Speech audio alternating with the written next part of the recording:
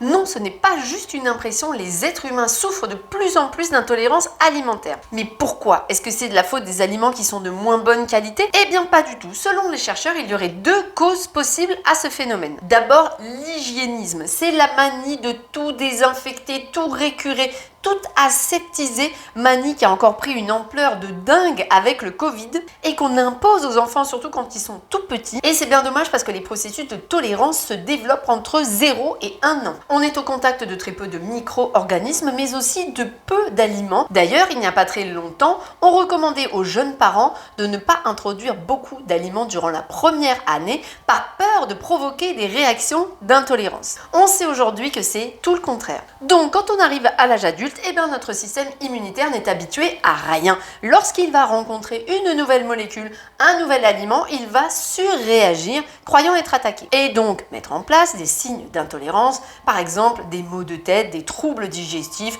des problèmes de peau. Deuxième théorie qui explique cette explosion des cas, c'est l'atteinte de notre barrière intestinale. Normalement, en duo avec notre microbiote, c'est-à-dire tous les micro-organismes qui vivent dans notre intestin, ils sont censés nous protéger des nuisibles, virus, bactéries, polluants, levures, mais surtout apprendre à notre système immunitaire qui est un ami et qui est un ennemi. Le microbiote est un éducateur immunitaire.